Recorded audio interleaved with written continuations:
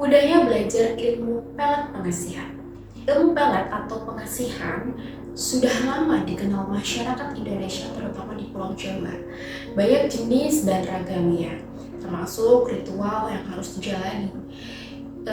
Iklannya dengan mudah ditemukan di majalah ataupun koran-koran atau video-video sekarang. Biasanya disertai mahar atau uang penebus dari sang dukun dengan harga ratusan ribu rupiah hingga jutaan.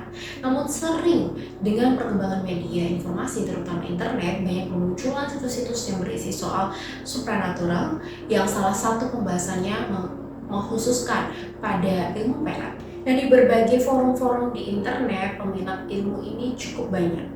Motif mereka macam-macam, dari sekadar ingin tahu, ingin mencoba, sampai dendam karena pernah ditolak wanita atau pria yang diincarnya. Nah, berdasarkan literatur yang banyak terdapat di berbagai situs supranatural tersebut, ada dua kategori ilmu pelet. Yang pertama, pelet yang bersifat umum, yakni agar disenangi banyak orang.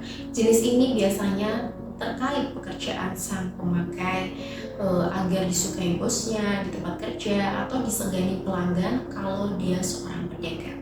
Nah, sedangkan jenis yang kedua, ilmu pelet digunakan untuk keinginan khusus seperti memikat wanita atau pria yang dikejarnya.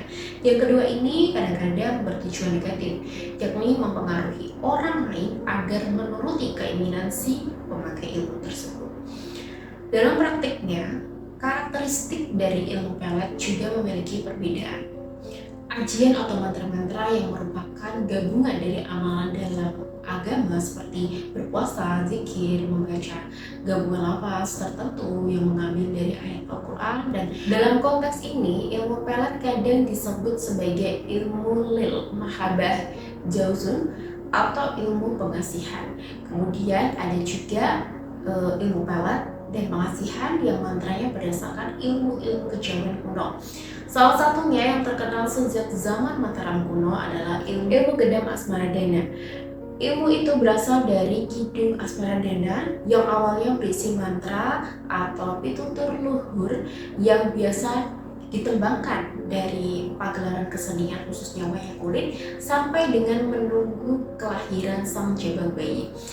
Kembali ke mudahnya belajar ilmu pelet. Nah, salah satunya adalah melalui laku muti. Laku muti atau bisa dikatakan puasa muti adalah laku menghindari makanan yang berwarna selain putih dan juga mengandung rasa tambahan. Pokoknya hanya memakan nasi putih tanpa garam dan lain-lain, serta hanya minum air putih tawar saja.